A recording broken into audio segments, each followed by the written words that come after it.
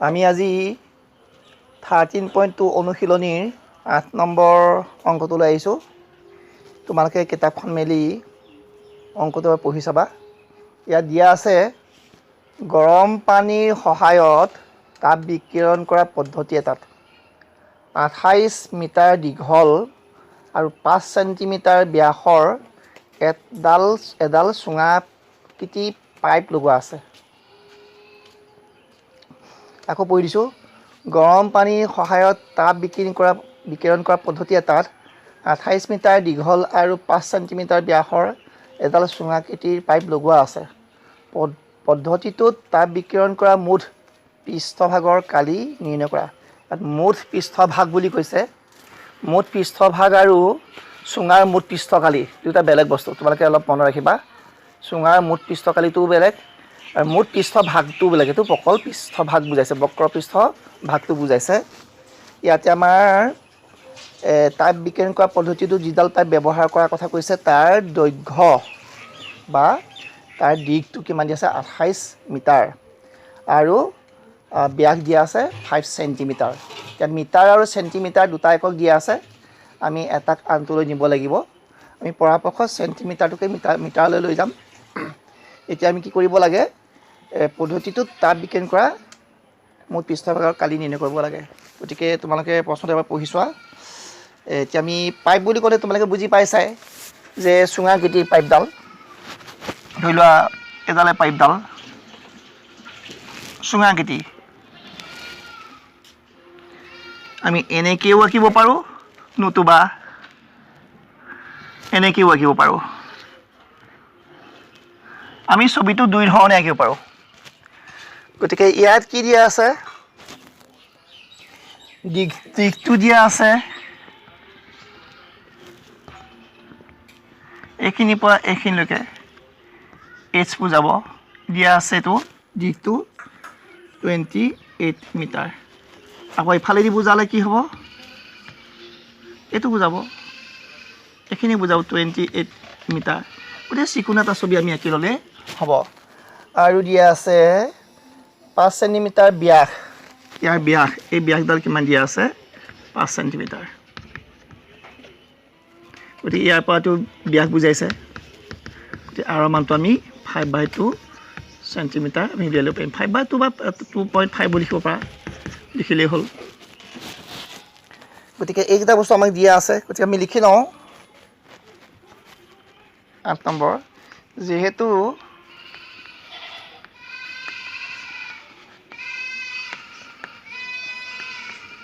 দিয়া আছে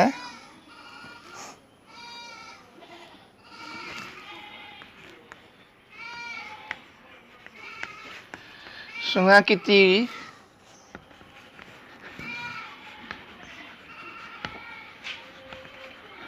পাইপডালৰ দিশ, আমি দিশ যদিও এইটো এইচে বুজাম, দিশ 28 মিটাৰ আৰু ব্যাস, এইটো ভূমি ব্যাস বুলি কোৱা হয়। ব্যাস 5 চেণ্টিমিটাৰ।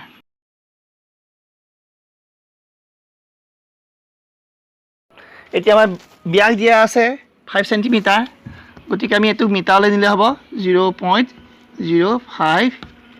মিটাৰ। যিহেতু এইটো মিটাৰত আছে, গতিকে আমি এইটো মিটাৰলৈ লৈ গ'লোঁ। এতেকে ব্যাসাৰ্ধ r ইকুৱেল টু 0.05/2 মিটাৰ। এনেকৈ আমি ব্যাসাৰ্ধটো উলিয়াব পাৰিম। দুয়োৰে হৰণ কৰি বৰ্তমান নিদিলেও হ'ব। এতিয়া মুঠ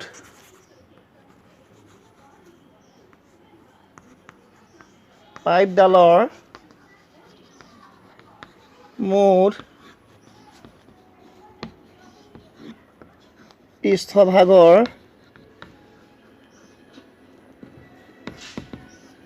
কালি 2 πr/h আমি মানবোৰ বহাই দিলে হ'ব। পাৰ মান যিহেতু বেলেগ দি থোৱা নাই 7 ভাগৰ 22 হ'ব আৰ মান হ'ল 0.05 বাই 2 এইচৰ মান হ'ল 28 ইয়াত কি হ'ল মিটাৰ per মিটাৰ স্কোৱাৰ হাতেৰে 4 বাৰ গ'ল 2 এ 2 বাৰ গ'ল গতিকে এতিয়া 22 গুণ 44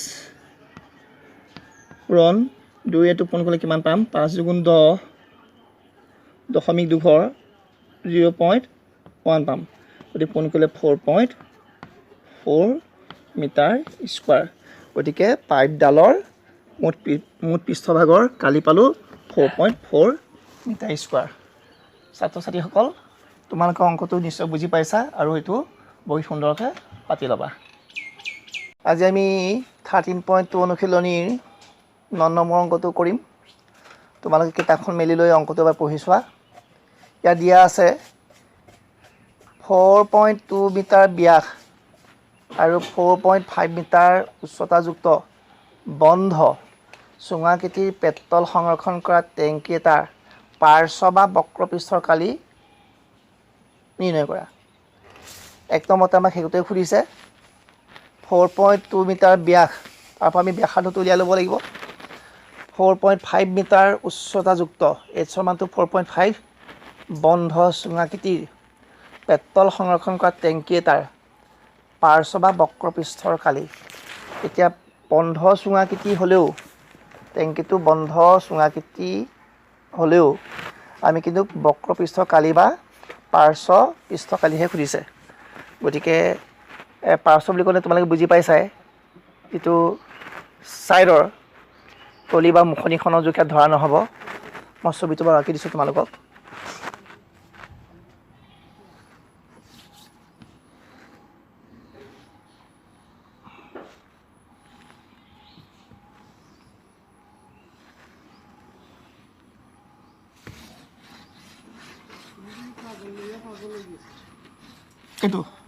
এইটোৱে ধৰা টেংকিটো আমাৰ কিন্তু বন্ধ বুলি কৈছে বন্ধ চুঙাকৃতি বন্ধ হ'লেও কিন্তু ইয়াৰ বক্ৰপৃষ্ঠ কালি বা পাৰ্শ্ব পৃষ্ঠকালি এইখিনিহে বুজাব এই অংশখিনিহে বুজাব এইখিনি মুঠ চুঙাটোৰ কালি উলিয়াব দিলেহে আমাৰ কি হ'ব এইখিনি সংযোগ হ'ব এতিয়া যদি মুঠ চুঙাৰ পৃষ্ঠকালি উলিয়াব দিয়া নাই বক্ৰপৃষ্ঠকালি বা পাৰ্শ্ব পৃষ্ঠকালি উলিয়াব দিছে গতিকে আমাৰ এই বক্ৰপৃষ্ঠকালিখনহে হ'ব তোমালোকে সেইটো ভুল নকৰিবা ইয়াত আমাক কি দিয়া আছে আমি চাওঁ ইয়াত দিয়া আছে ব্যাস গতিকে ব্যাসডালৰ মান দিয়া আছে আমাৰ 4.2 মিটাৰ তাৰপিছত উচ্চতা দিয়া আছে 4.5 মিটাৰ এইটা আমাক দিয়া আছে আমাক এই বক্ৰপৃষ্ঠকালিখনহে উলিয়াব দিছে এইটো মই ইয়াত লিখিছোঁ 9 নম্বৰ ইয়াত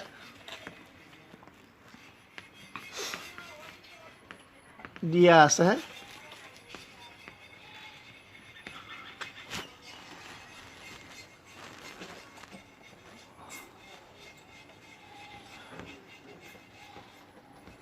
চুঙাকৃতিৰ টেংকিটোৰে বুলি কওঁ পেট্ৰল সংৰক্ষণ কৰা বা যি কৰাই নহওক মুঠতে চুঙাকৃতিৰ টেংকিটোৰ ব্যাস দিয়া আছে 4.2 মিটাৰ এতেকে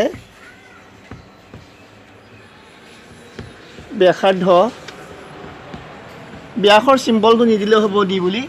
কিন্তু আমি সূত্ৰটো যিহেতু ব্যাসাৰ্ধ আৰ মান বহাব লাগিব গতিকে আৰ বুলি উল্লেখ কৰি লৈছোঁ গতিকে 4.2 সমান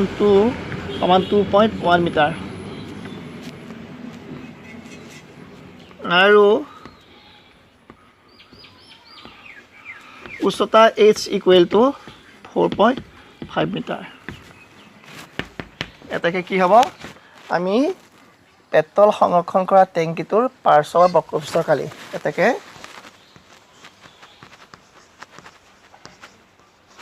টেংকিটোৰ পাৰ্শ্ব বা বক্ৰ পৃষ্ঠকালি টুৱাইছ পায়াৰ এইচত বহাই দিলে হৈ যাব টুৱাইছ পায়াৰ মান 7/22 আৰু মান আমি 2.1 পালোঁ ইনটু এইচ মান 4.5 পালোঁ গতিকে এইটো 7ৰে কেইবাৰ যাব 0.3 বাৰ যাব 5 দুগুণ 44 44 সেইফালে 0.3 4.5 এইটো কিমান হ'ব আমি পূৰণ কৰি দিওঁ একেবাৰে কৰিলেও হ'ব এইটো পূৰণ কৰিলে 3 5 15 5 উকলিব 1 4 3 12 13 দশমিক 2 1.35 হ'ল এতিয়া আমি পূৰণ কৰি দিওঁ 1.35 ক 4 পূৰণ কৰিলে 20 0 উকলিব 2 12 13 14 4 উকলিব 1 4 গুণ 4 5 আকৌ একেটা পাম 0 4 তো হ'ল 9 ইফাল 5 2 দশমিক এইটো সমান 5 9.40 আমি 0 টো কি হ'ল নাপাতিলেও হয় 5 9.4 এককটো আছিল মিটাৰ গতিকে মিটাৰ স্কোৱাৰ গতিকে কি পালোঁ টেংকিটোৰ পাৰ্শ্ব বা বক্ৰপৃষ্ঠকালি 59.4 মিটাৰ স্কোৱাৰ এইটো হ'ল তোমালোকৰ 9ৰ 1 নম্বৰ প্ৰশ্নটোৰ উত্তৰ তোমালোকে এইটো ধুনীয়াকৈ পাতি লোৱা নিশ্চয় তোমালোকে বুজি পাইছা এতিয়া আমি পাছৰ ৰোমান সংখ্যা 2 নম্বৰ যিটো দিছে সেই অংকটোলৈ আহিছোঁ তোমালোকে পাতি লোৱা ছাত্ৰ ছাত্ৰীসকল ইয়াৰ পাছত আমাক 2 নম্বৰটো দিয়া আছে টেংকিটো সাজোতে প্ৰকৃততে ব্যৱহাৰ কৰা মুঠ তীখাৰ যদি 12/1 অংশ পেলনি যায় তেন্তে প্ৰকৃততে ব্যৱহাৰ কৰা তীখাৰ পৰিমাণ কিমান তোমালোকে জানা যে কিবা এটা বস্তু যদি সজা যায় তাত যিখিনি পদাৰ্থ প্ৰয়োজন হ'ব তাতকৈ কিছু পদাৰ্থ আমাৰ পেলনি যায় গতিকে সেই পেলনি যোৱা অংশখিনি আমাক কৈ দিছে যে মুঠ যিমানখিনি তীখা কিনি আনিছিল বা বস্তুটো বা টেংকিটো সাজিবৰ কাৰণে তাৰ পৰা 12/1 অংশ যিমান কিনি আনিছিলে মুঠ তীখাৰ পৰা 12/1 অংশ কি হ'ল পেলনি গৈছিলে তে পেলনি যোৱা অংশখিনি মুঠ তীখাৰ অংশৰ পৰা কি হ'ব বিয়োগ হ'ব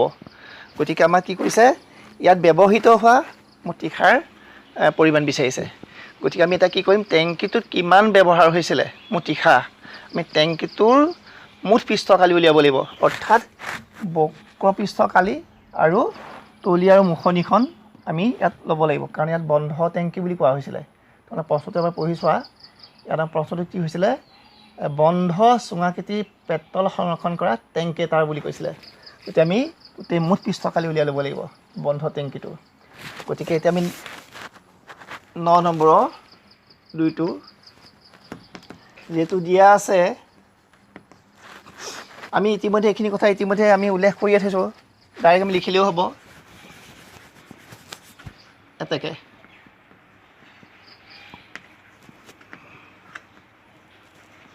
বন্ধ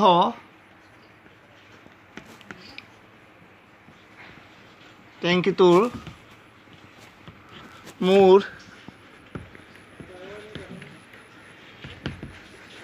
পৃষ্ঠকালি টুৱাইছ পায়াৰ R প্লাছ এইচ বা এইচ প্লাছ R আমি এনেকৈও লিখিব পাৰোঁ R প্লাছ এইচ বুলিও লিখিব পাৰোঁ লিখিলেই হ'ল 2 পায়াৰ মান 7/22 R মান 2.1 বাছিলোঁ ওচৰত পাইছিলোঁ 4.5 প্লাছ 2.1 এইটো 0.3 বাৰ গৈছিলে গতিকে 22 দুগুণ 44 44ক 3য়ে পূৰণ কৰিলে কিমান হ'ব 12 2 উকলিব 1 12 13 আমি পাম 13.2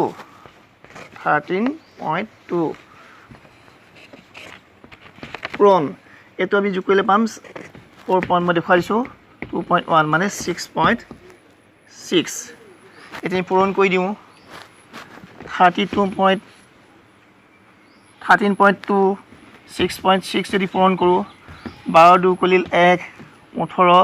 19 9 উকলিল 1 6 গুণ 6 7 আকৌ একেটাই পাম 2 9 1 উকলিব 1 9 7 16 17 7 উকলিব 1 8 গতিকে আমি কিমান পালোঁ 87.12 মিটাৰ স্কোৱাৰ পালোঁ যিহেতু ইয়াত কি আছিলে মিটাৰ আছিলে গতিকে এইটো হ'ল টেংকিটোত ব্যৱহৃত মুঠ তীখাৰ পৰিমাণ আমি লিখি দিওঁ এতেকে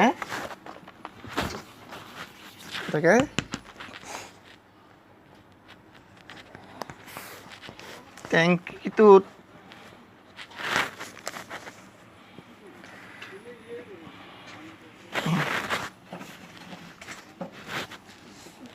টেংকিটোৰ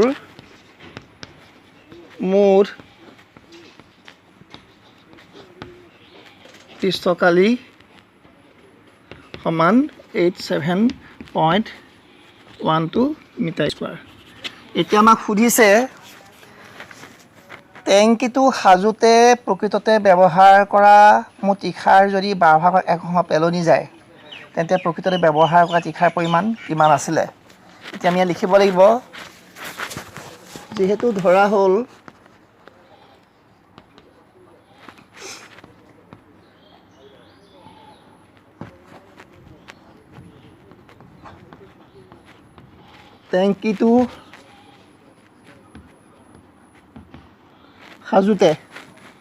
টেংকিটো সাজোতে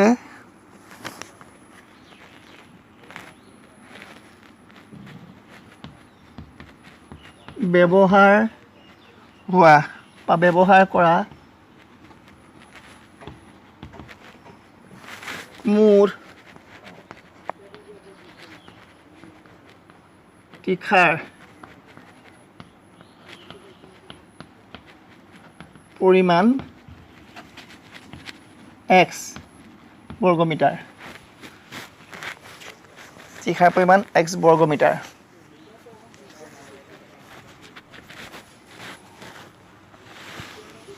তোমালোকে এইখিনি পাতি ল'বা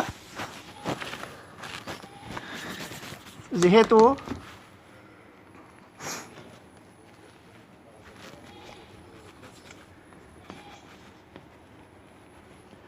পেলনি যোৱা অংশ 12/1 কিমান অংশ পেলনি যায় বুলি লিখি ল'ব পেলনি যায় সমান 12/1 অংশ এতেকে xৰ 12/1 সমান ইমান অংশ এতেকে ব্যৱহৃত হোৱা মুঠ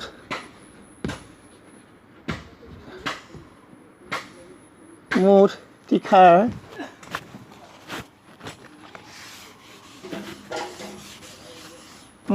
পৰিমাণ x minus x/12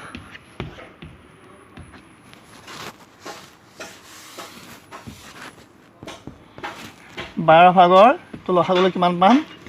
11x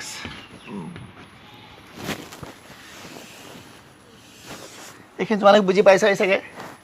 প্ৰশ্নমতে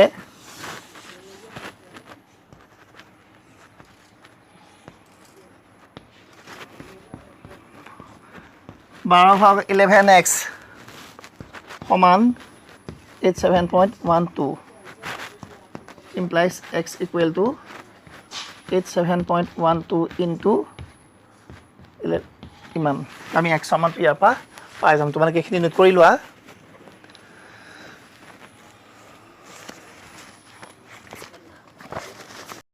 এতিয়া আমি কি কৰিম ইয়াৰ তলত আমি কৰি যাম অংকটো এইখিনি হ'ব আমি তো যদি 11 কাটিব পাৰি চোৱাচোন 11 7 বাৰ এটো পূৰণ কৰি হৰণ কৰি দিয়া ভাল হ'ব আমি তে তলত 11 থাকিলে আমি 12 লগত এটো পূৰণ কৰো 12 * 24 পূৰণ কৰি চাম বাৰু 87.12 পূৰণ 12 4 2 14 4 কৰিব 1 17 আকৌ একেৰে কৰিলে কিমান হ'ব 2 1 7 8 4 4 5 14 4 কৰিব 1 9 10 2 দশমিক স্থান আমি পালোঁ 104.44 এতিয়া আমি 11 হৰণ কৰি চাওঁ 11 কিমান বাৰ যাব 11 যদি 9 বাৰ যায় 11 গুণ 99 থাকিলে 5 থাকিলে সিফালে 5 নামি আহিলে 11 5 গুণ 5 5 9 দশমিকটো গুচি গ'ল 4 নাইকিয়া 0 বাৰ গ'ল 44 11 4 গুণ 44 গতিকে আমাৰ 100 মানটো ওলাল 95.04 মিটাৰ এতেকে ব্যৱহাৰ কৰা মোৰ তীখাৰ পৰিমাণ কালি হ'ব 94.04 মিটাৰ স্কোৱাৰ ছাত্ৰ ছাত্ৰীসকল আজি 13.2 অনুশীলনীটো ইমানতে সমাপ্ত ঘটিছে তোমালোকৰ অংকবোৰ ভালকৈ নোট কৰি ল'বা আৰু ঘৰত প্ৰেক্টিছ কৰিবা গতিকে আজিলৈ সময় হ'ল পাঠদান ইমানতে সামৰণি মাৰিলোঁ নমস্কাৰ